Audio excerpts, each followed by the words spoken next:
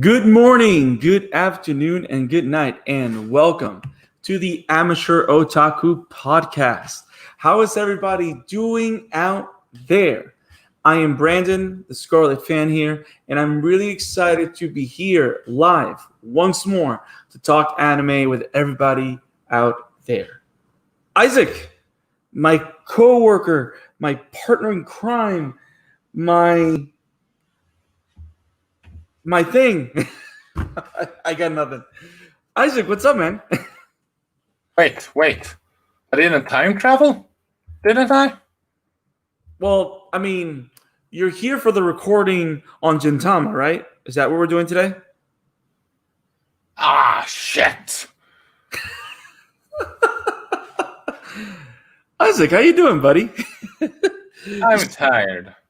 I'm extremely tired. You sound a little more flustered than usual, and flustered is your middle name. I saw your birth certificate. Maybe. Maybe. Could you imagine if your middle name was flustered? That would just add to the anime seasonings of your life. Then again, have you found an anime that mimics your life? Yep. What's the name of it? I have. Disastrous Life of Psyche K. I can't wait to one day come visit you in Sweden and see you pull an old man out of your bag. I'm waiting for that iconic moment to be made into life.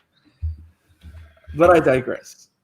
So, guys, welcome to the Amateur Otaku Podcast, where we talk anime for those that love anime, and we talk anime for those that have never taken the leap, no pun intended, into the world of anime into a show. We cover a show for your delight, whether you've seen it before so you can enjoy and have a conversation with us, or whether or not you don't know if anime is for you or if a particular show is for you or movie. That's what we do. We cover here in the Amateur Otaku. We try and do it in the most informative fashion, but not spoilery, unless it's like we're actively reviewing something that's big or whatever. But we try and keep it as much spoiler-free as we can, because what we want is to introduce you to something that you want to go and watch yourself and enjoy, because there's so much anime out there for everybody. And we're really excited to be here on episode.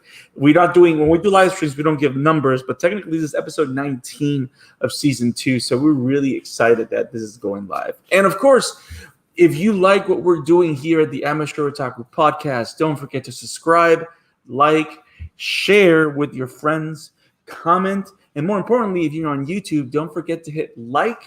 Don't forget to click on the bells. The little bell that you see there next to the subscribe button, don't forget to click on the bell for notifications so that you don't miss any live stream, you don't miss any episode, you don't miss any announcement. So you can be on the know on everything that has to do with the Amateur Otaku Podcast. My boy Leo, what is up, dude? Thank you for joining us. It's always a pleasure to have you around, Leo. That's Leo in the comments. There's our good friend Leo Harmon from Geekly Goods. And not only that, he is the one that actually did the recommendation for the previous episode that we did on Smile Down the Runway, which is a very good episode. And Leo, if you haven't seen Smile Down the Runway, go check out the episode, because I know you'll have a good time. It's very fashionable. And there's Isak. I knew I was talking way too long. But yeah, Leo, hopefully that review that we did motivates you to go see it, because I think it's a show that's good if that's what you're into. So, Isak, we're going to talk about a movie, right? We're going to talk about a movie that we've been kind of discussing that we want to cover for the longest time. We've done anime films from the 90s, from the 80s. We've done anime films of Studio Ghibli. I think the Studio Ghibli films are the most anime films that we've done. We've done like 4 Studio Ghibli movies, I think. But there's other... 5. We did 5? Maybe. Yeah. But there's a lot of other great companies and studios that have done amazing movies. And this year we started with covering movies by different directors that have been critically acclaimed in Japan and in the States. As you guys know, the first YouTube video that we ever did was on on Makoto Shinkei's Your Name, which was a groundbreaking phenomenon in 2016. And now we're going to talk about a 2006 film that was... It's 2006. I verified. Trust me. It's a 2006 film that put Mamoru Hosoda on the map. And this film is none other than The Girl Who Leapt Through Time. That is our topic for today. We're going to be talking about this movie. It's funny. I think this is the first time that we do an episode like this where we have just seen the movie for the first time. I've seen it for the first time. You saw it for the first time. It's not something that you've seen before. So this is a first timer for me. Yeah, so we're actually covering something that both of us have only seen for the first time. So I'm really excited to talk about this. I just saw it, and Isaac, I gotta admit, it's been a while since I've gone on a rabbit hole, descent of madness. I saw the movie. You always go into a rabbit hole. No, normally it's a sinkhole. This was like an Alice in Wonderland rabbit hole. Like I just kept falling down into madness. No, there's always a rabbit hole, especially the whole. What's the Darling in the Franxx one? Oh, that's such a good episode. I love Darling. Okay, Isaac, don't change the topic. Okay, we're not talking about Darling today. See. Go check out that episode. That's one of our favorites. I gotta say this, Doc. You guys see it here live. Doc Isaac is the one that pushes me down the rabbit hole. Want some tea, bud? Calm down. Mad Hat. You know what? We should change your name from Doc Isaac to Mad Hatter Isaac. But then again, you'll end up fighting Robert Pattinson, and that's gonna be weird. So okay, damn it, Isaac, back to topic. So Leo, don't encourage. We're gonna talk about the movie, Leo. Don't you worry. Yeah. So okay. So I saw the movie and I was really intrigued because the movie, like, I got mixed feelings about, but I'm trying to wrap my head around it. So what I did was I did some research on where the movie comes from, and it's actually based on a novel from the 60s, which is very interesting. It's based on a novel from the 60s that's had multiple different interpretations and adaptations, whether it's live or written. And interestingly enough, this movie is not an adaptation of the novel. It is considered like a pseudo sequel, kind of. So it's kind of like inspired more than anything by the novel that was written by Yasutaka Tsutsu. It's inspired by that novel, but it's an original story with original characters, and somewhat it feels more like, you know how in Weathering with You, which is another Makoto Shinkei movie, in Weathering the View, you have scenes where you see Taka and I forgot the name of the girl. I feel horrible now. Where you see the two main characters like as what you say as cameos.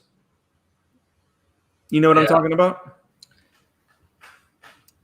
That the main characters of Your Name cameo in Weathering with You. You caught that, right? Yeah, I know what you're talking about. So this movie. To the point. Well, I didn't hear your answer. I wasn't sure.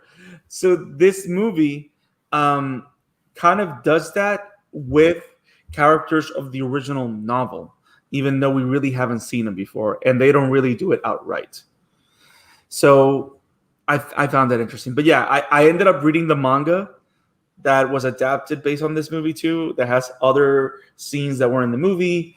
And I don't know. I think it's an interesting story, but I have mixed feelings about it because of the decisions that they make. But I think it was a good, decent movie altogether. Isaac, what are your thoughts on The Girl Who Leapt Through Time? Honestly, I'm torn about it because I like that movie for the most part. But then we had, like, what was it, the last 10, 15 minutes. Yeah, the last 15 I to 20 minutes. Yeah. I was, what? Yep. Hey, I say that this is you should watch it. I'm just torn about the ending, buddy. Now, so the ending. So it's last 20 minutes that got you going like, ugh. I think. Also, Leo, there is an anime that's based on a novel too. Check out Japan Sings 2020. That's based on a novel as well. Yeah, as far as I know. Nice. So I know what you mean, Isaac. Like this movie has a particular rhythm to it, a particular inspiration, and the way it plays around with the ideas of time travel or time leaping, or whatever they want to call it. But the last 20 minutes feel that come out of nowhere. But at the same time, because of the subject matter, it's kind of something you were expecting, but I gotta admit, like with you, Isaac, it kind of like hit me in a way that I was not expecting. That kind of like shifts the tone a bit too much. But yes, still overall, I agree with you, Isaac. It's a good movie. It's a movie that should be watched. It should be enjoyed. Now, I'm going to read a quick summary of the film, and then we're going to go ahead and jump into. Didn't you just do that? No, I didn't give a summary. Go on. Isaac, by the way, you know that you time traveled 3 days in the past. You are aware we're not talking about Gintama yet. Oh, right. Okay. Gintama is in 3 weeks. Actually, okay, so here's the summary. Here's the summary of The Girl Who Leapt Through Time. Here we go. Makoto Kono is your typical high school girl. Gets up late for school every day, does okay in class, and enjoys her time with her two best friends, Chiaki and Kusuke. This all changes when a bike ride goes wrong and she falls into the path of an upcoming train. She should have died, but instead finds out that she traveled in time. She finds that she has gained the mysterious ability of being able to leap through time. With this new talent as her secret weapon through high school, Makoto seeks to have as much fun as possible by going back and reliving those moments that she enjoyed the most and avoiding those that caused her discomfort. She quickly realizes that messing with time is not always the best pastime. This is The Girl Who Leapt Through Time, inspired by the novel written by Yasutaka Tsutsu, directed by Mamoru Hosoda, and produced by MadHouse. And I think we are not sponsored by MadHouse. We just remember that we are not sponsored by MadHouse. We promise. we promise. We are not sponsored by MadHouse, even though everything that we cover from MadHouse is amazing. But let's keep on going. So yes, this is The Girl Who Leapt Through Time. And like we said, it was based on this novel of the same name. But I think the best word to use is not based, it's inspired, because it is an original story in the same world, using similar concepts. When I was doing research on this, one of the things that I found out is that the original novel, the way it plays out, it's more like a Groundhog Day kind of thing. Like the girl in that book keeps reliving the same day, as opposed to having power over the ability of leaping forward or backwards in time, like Makoto has on this movie, which to me adds to the interesting aspects of the movie. But let's jump in. I do want to say, spoiler alert to everybody. We are not necessarily going to hold back on spoilers on this one. This is a movie that came out in 2006. We're going to try and hold off critical pieces of information, but there are certain things that are going to be spoiled. So we're going to do as much best we can to do a review that gives the movie justice, but more importantly, that allows you to go see it and enjoy it for yourself, because that's what we want the most. So Isaac, let's jump in. How about we take it in levels, right? Let's talk about the elephant in the room, which is, I think, the most crucial part of any review of this kind of movie. Um, time travel. The way it's used in this movie. I think that it is, what's the word I'm looking for? It is Streamlined, fitting. Yes, but there's a word I'm looking for. I can't believe I can't think about it right now. Word, where are you? Removed from the past. It is okay. It is contained enough so that it doesn't feel like it's going out of control. You know what I mean? Like sometimes you have a theme or you have an idea and you put it, and it just ruins everything because like the writers can lose their grip on what they're trying to do. You know what I mean? Yeah. Like I think the way they use time travel in this film is very contained, and it fits very well with the story beats of the film, which I think is one of the high points, because you and I both know that when it comes to time travel, it is a double-edged sword. It can go really bad, or it can go really well. And I think it's safe to say that this is one of those movies that it does it really well because it doesn't over-explain things, and it uses it it uses it for different effects. Like it's not just a MacGuffin. It uses this to create emotional moments. It uses it to create tension. It uses it to create comedic moments. Which, by the way, can we talk about how every time she literally has to time travel, she literally has to leap, and she literally crashes every time she lands on the time period. It's a good thing. It's a miracle that she doesn't have a concussion at the end of the movie.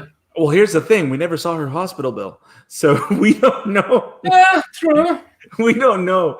But then again, that's how you go in anime. That is the strength of youth. So true. But yeah, like it's very interesting how that's the mechanic. And I've never seen it done that way. One could say that the movie Jumper does something like that, but Jumper doesn't time travel. And it's Hayden Christensen's has a different story. But Jumper is a good movie. But I like the dynamic of her, and I like how because this is a character. Let's talk about Makoto Kono, which is the main character.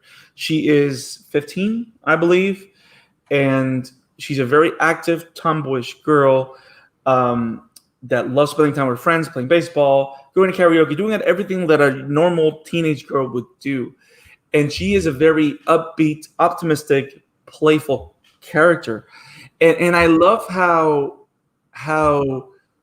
the time travel element kind of is used to accentuate those characteristics of her. You know what I mean? You know, it's not like for example, it's not like in Death Note, right? I know this is like a curveball, but it's not like in Death Note. The whole point of that story is that the Death Note changes Light Yagami. It transforms him into this new person. This is not what happens with her. She gains his ability, and all you see it is her using it to accentuate the things that distinguish her as who Makoto is, and it does it for the good and the bad. And I love how they're able to use this sci-fi element of time travel to explore all the good sides and all the bad sides of teenage life. Because how many times have we been in a situation, even in adult life, right, where we just want to go rewind. Oh, there are tons of times that I want to rewind, and you know that one. Yep, and I love that this movie does it in a way that kind of acknowledges that the life of a teenager is hard. You know what I mean? So You can say Teen times fall. What? I'm tired. Okay. No, I can see that. But yes, I think this is a very fun movie. I think, like you said, Isaac, it's up to those last 20 minutes where they make certain decisions that, to me, because of the element of time travel, you have like, there's no way that you can walk away from a time traveling movie without explaining how it works to a degree. And the fact that the last 20, I don't know about that. I think you could have it being up to interpretation, honestly, because yeah, well, that's well, you know, that's true. That's true. But at the same time, I think, let's put it this way. It was one way of doing it. The way they did it in this movie was one way of doing it. And I can't necessarily say that it was wrong simply because I didn't necessarily like it. Because one of the things that I did find out is that's kind of, that is very similar to how the book ends. You know what I mean? I've never read that, so I can't say. And Right. So pretty much. So like I said, so you have so the original novel, which is The Girl Who Leapt Through Time from the '60s, right? She has like a Groundhog Day situation, and pretty much what happens is one of her best friends is like replaced by this person from the future. Yeah, yeah. other So, than we yeah. should spoiler warning. Well, I'm talking about the book. I'm not talking about the movie. I'm talking about the book. So apparently at the end, because this person from the future has to go back to his time, he pretty much tells the girl that falls in love with him, or that he falls in love with, I will see you one day in the future. But before he leaves and takes away all the ability, he literally wipes the memory of everybody so that nobody remembers who he is. So nobody remembers that this happened. But there is a moment in the book where this reality, this truth comes out, and the girl that leapt through time finds out that she was able to leap through time because she came into contact with this person. And so it all kind of like, that's how those stories intertwined. But I like how, but what this movie does that I think is very smart is that this guy, the person that plays quote unquote the future guy role in this film, it's someone that you're never going to expect because of the way that he's introduced. And I'm going to leave Yeah, but it's Um, it's at the same time came out of nowhere, at least in the Yes. movie, and that I just felt. yes. I'm not going to go into details on what's happened exactly, but the revelation felt like they wanted to be a cop out. I don't disagree with you. But here, Because and then they make it looks like okay, she's going to go back to change something that she did wrong, but then she'd essentially do what create what happened prior to the event. So I'm just, why do this at the first place? Because she essentially didn't change anything.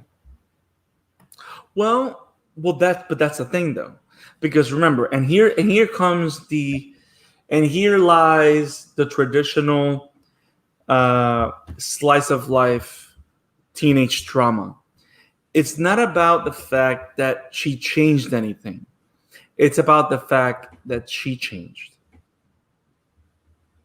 that she grew as a person, that she changed as a character.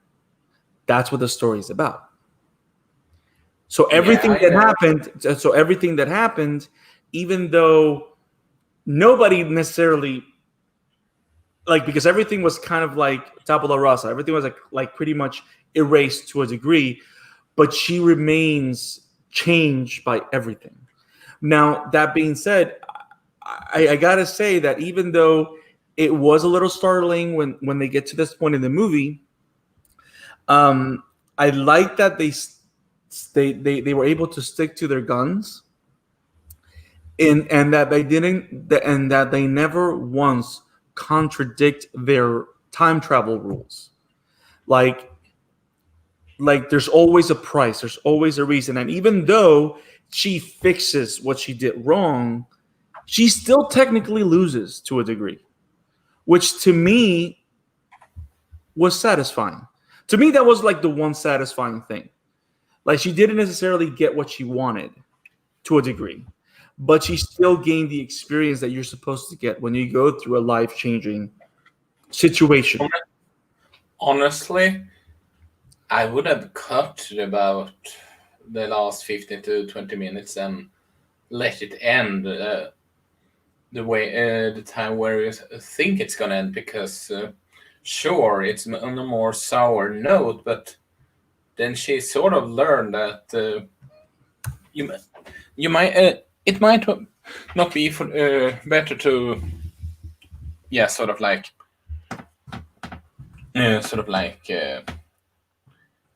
thick when not everything goes as planned, so to speak. Now, let me see if I understand what you're trying to say. Are you saying that you would have preferred for exactly the tragedy to happen? Yeah, I would have preferred it to end there, because while it would have been a sad note, it would have sort of have made it show that, okay, if she hadn't done all that, that wouldn't have happened. Now it just felt like I don't know, it just felt, it didn't felt like it fit. Because, sure, I get what you're saying, and to a certain degree, I should probably have expected that kind of ending, considering the director, but I could still not just being. I was still not that keen of that ending, honestly. And I get what you're saying, because in some movies, ending on that note increases the impact of the lesson, right? But then again, it would have changed the objective of the story. Like, the objective of the story. I don't know about that. Well, here's what I mean by that. I am thinking about it from the angle of a YA drama that's meant to be a light novel for girls. You know what I mean? And I don't mean that and I'm not saying that it can't be tragic. I'm not saying that. Let me also say that this thing. She went back because she felt bad that she messed up, but then she went bad and essentially get the same ending anyway. Well, not necessarily. Not necessarily. Yeah. No, because remember, on the first, let's put it this way: on ending number one, Yeah, this movie has essentially 3 endings, you can argue. Yeah, because of the time travel element. On ending number, so technically it's ending number 2. On ending number 2, she would have lost everything, but also lost him, right? And he would have left stuck somewhere in the world, lost as well, because he had no way of getting home. So when she goes back the last time, was to give him a way home. So that's what she fixes. She still loses. She still loses. She showed that he also had. He was able to. No, but he only got it back because she went back. Because remember, he uses and I'm okay. It's full spoilers. Let me ask you this: Uh-huh.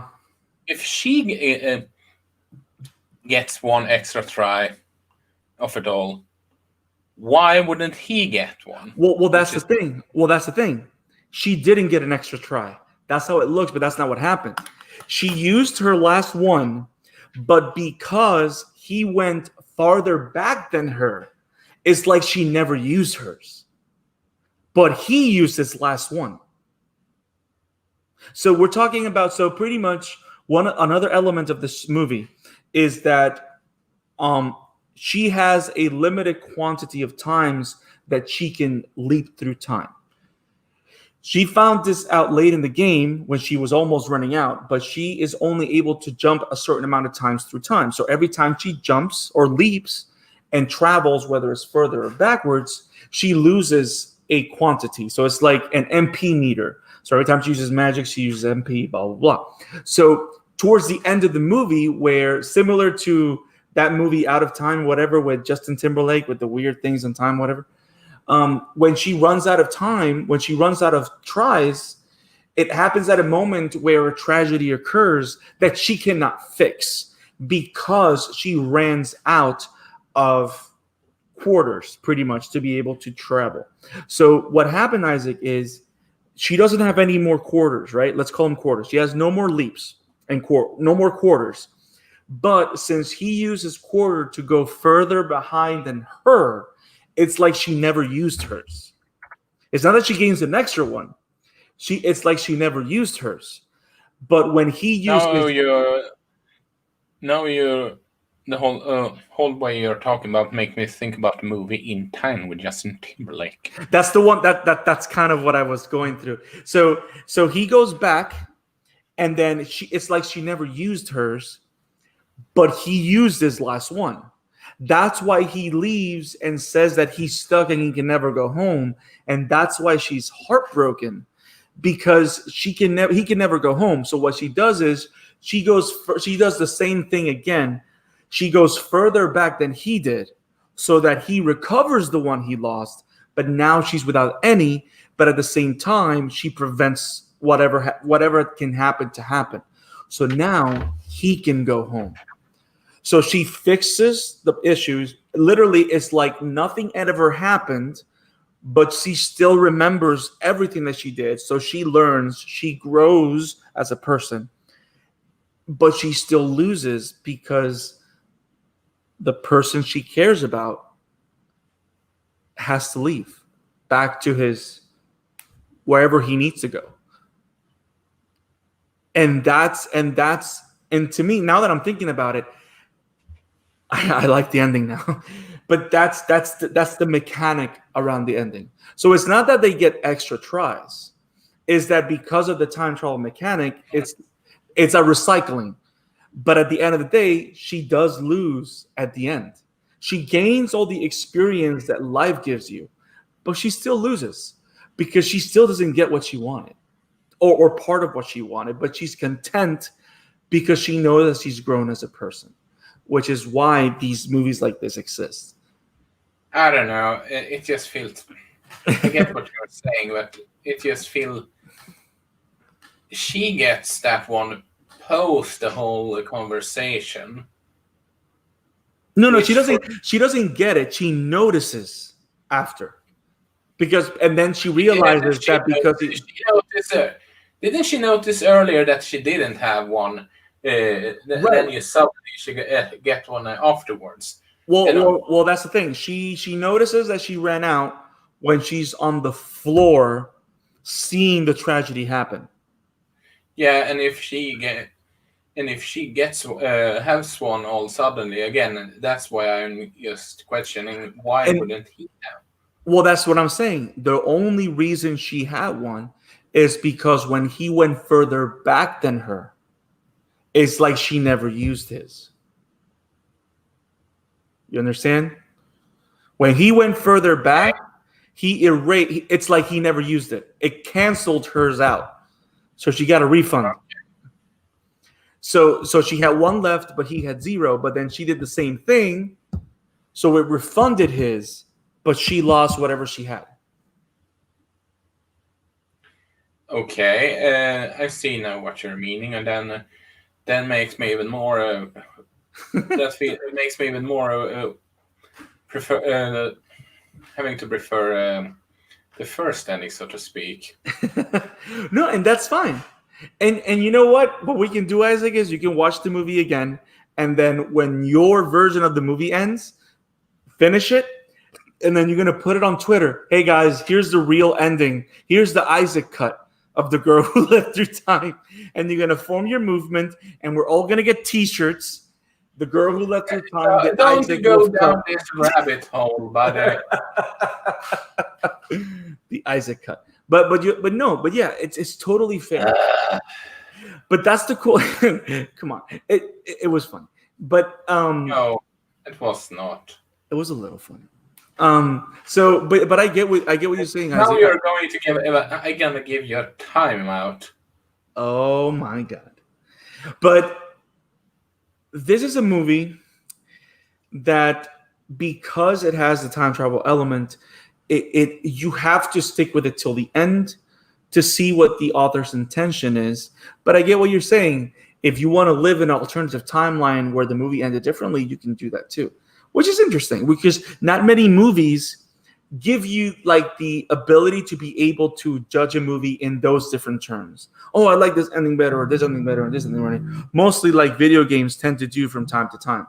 So I think your assertion is fair, my friend. Now, can we talk about how Makoto is a fantastic character? I think she's a very good. Can we also talk about how the character designs feel straight out of Devil's Man Crybaby for some reason? As in the new version? Yeah. And it's funny because Devil May Cry Baby came out like what? 12 years after this? I know. Yeah. I find it interesting how they went for this hyper realistic animation. Yeah, guess what the director's first big movie is, by the way? I think I read this somewhere. Don't tell me. I think damn it. I'll figure this out. And no, I'm not using Google. You can't prove that I'm using Google.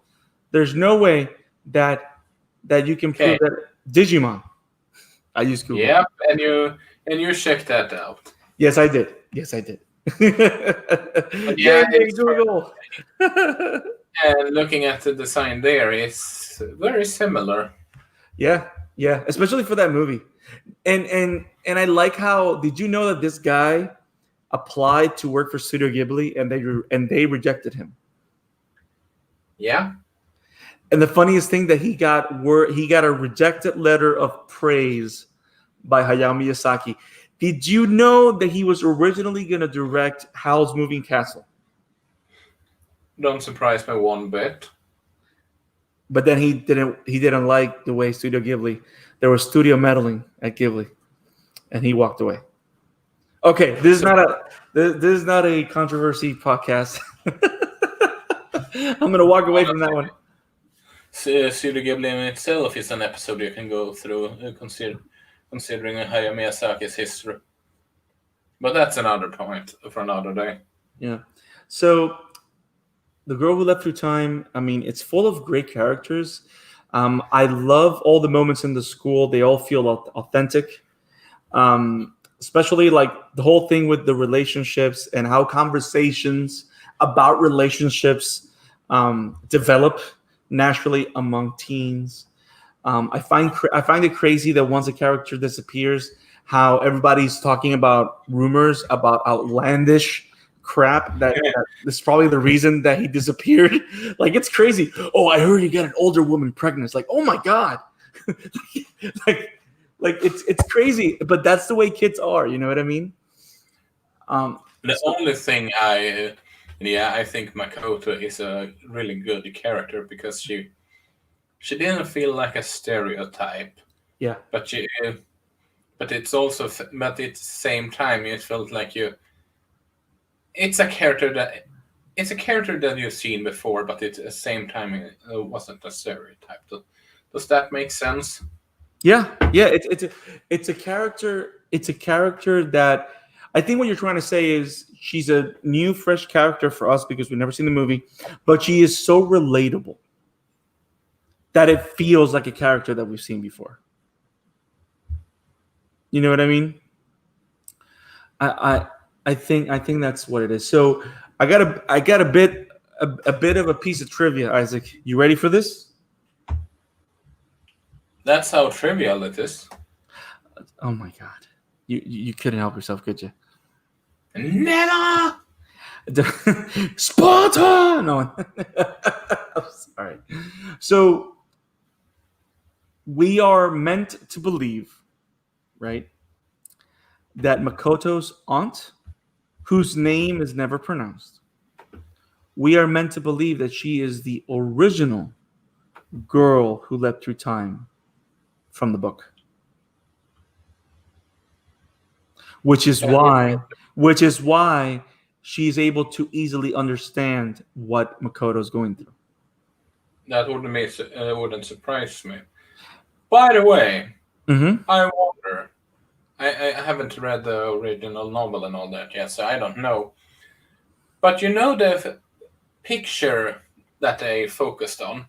Yes, that's exactly why. That's exactly why I said it. My question is, were there foreshadowing that the character that was the original time traveler, so to speak, was the same character that her aunt got in love with? No. Because their motives for because one of the things that he's in my understanding, no, for two reasons. Number one, the first time that the time traveler in the book, and when I say the book, the original novel, in my understanding, he was here in this time kind of stuck, and he was making medicine for some reason. And then the second one is the one for the movie, or for this movie. He was here because he wanted to look at a work of art. But the most interesting thing about it is that one of the things that this particular character says in the film is that time travel is a possibility that anybody can do. So it's not something that's directly linked to a specific person. You know what? I was wondering at first when I saw the last during the movie, especially the last conversation between the two. I was starting to wonder if her aunt, through some weird time paradox, was Makoto, and she talked to her younger self. That could have been interesting. That would have been interesting, but that's not the case.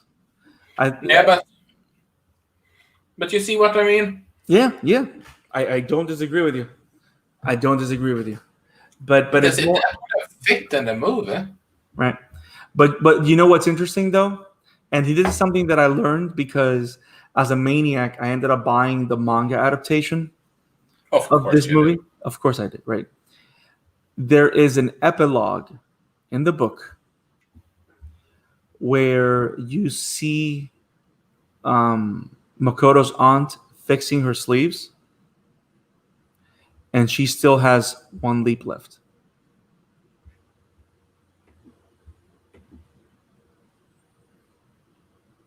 So she never used her last jump. She still has it. I did not notice that. Well, no, it's not in the movie. That's the thing. It's not in the movie. It's only They only show it in the manga, but of course, which is interesting. Which pretty much confirms that that's who she's meant to be. She's meant to be a version of the original Girl Who Leapt Through Time, which is interesting because when you look through this with this over media, like you have the Girl Who Leapt Through Time book novel that was written 1965, I think it was. It's been a while. You have that. You have a film that was done in the 80s. You have this movie that is not an adaptation, but like a loose sequel from the original book. And then you have a live action movie that is a loose sequel to the book, which is on Amazon, and I think it's Japanese. And then you have like a 5 episode miniseries that's based on the anime movie. It's weird. Like it's everywhere. Like there's different versions. And but what I like about that is that the version that we got, the anime version of The Girl Who Leapt Through Time, is an original version for the anime. So it's unique. So if You mean it's the original version of the book? No, not even that, because the book. Because remember, if the anime movie, original sequel, right, to the book, right. So it's so even though all the shows that are out there, all the live action adaptations are loosely based sequels from the book. Like I think there's only one movie, which is like one of the older movies, that's like an adaptation of the book itself. But that was like years ago. But yeah, so I like the fact that the anime version that we have is a unique anime version. So like people can watch the different versions if they really like the storyline, and just fill up with it. You know what I mean? Like I actually also started watching the Amazon one, the live action one, and pretty much the live action one takes place like in this one. The original Girl Who Left Through Time grew up to be a scientist, and she develops a serum that her daughter uses to go back in the past, which is kind of crazy.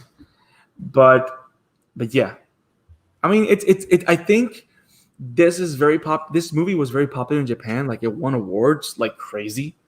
Yeah. I mean, the animation for the year is fantastic. I think the storyline. I think it's fair that we have either issues or we kind of struggle with the time paradox and stuff like that, because it's not supposed to be easy thing to digest. But you can't deny that it's a good a good YA story, a good YA drama, and I think it's a great anime film. What do you think, Isaac? Yeah.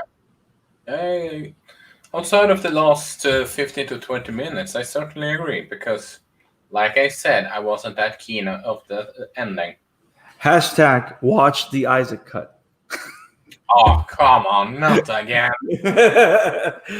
You have created this monster.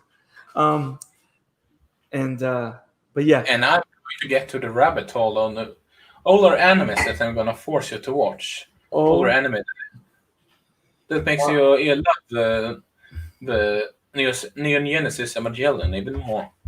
Why do you hate me so? So Isaac, we've done it. How do I love you so? Because I want to. Because I want you to learn more about anime history. That's why. You sure? You sure that's all it is? You sure that's all it is? Anime history. Yep. And giving you a migraine. Okay, guys. So we've done it. Isaac, we've done it. We've covered The Girl Who Leapt Through Time. We've had a great conversation for everybody out there. Guys, if you love great teenage growth, coming of age stories, this is a great story. Makoto is a great character. It's filled with great characters, crisp, lifelike animation.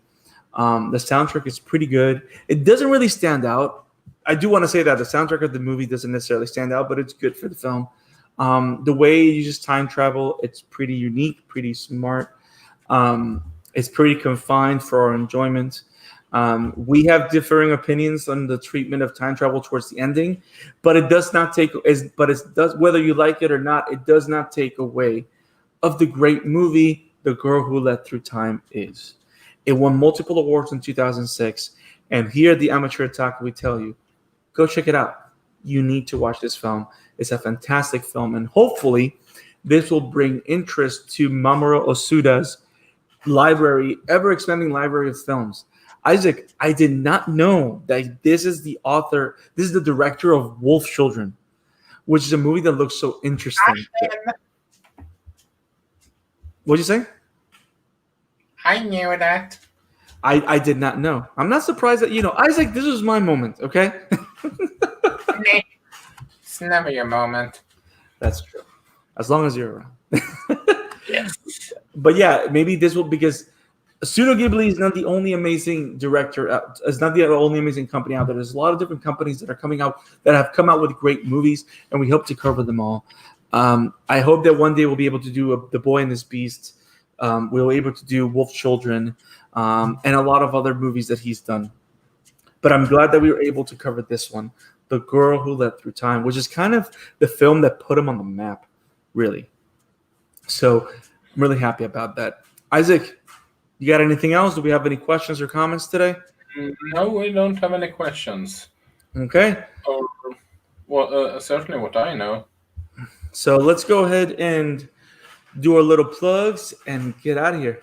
Isaac, where can we find you, my brother? You can find me over at Twitter at the handle you see on the screen, and you see my work at the Wobam Entertainment. And you can find me on Twitter at the ScarletFan52.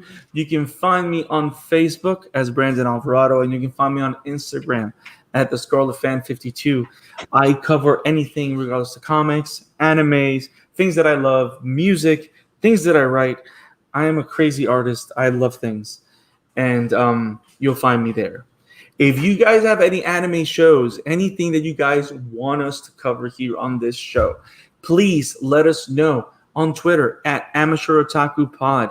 That's at Amateur Otaku Pod. Or send us an email, amateurOtakuRTF@gmail.com. That is amateurOtakuRTF@gmail.com.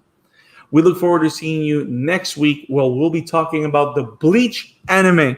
We already talked about the Bleach live-action movie, but now we're going to talk about the Bleach anime, and we're going to talk a little bit more extensively of that world and how it's a great topic for Halloween season.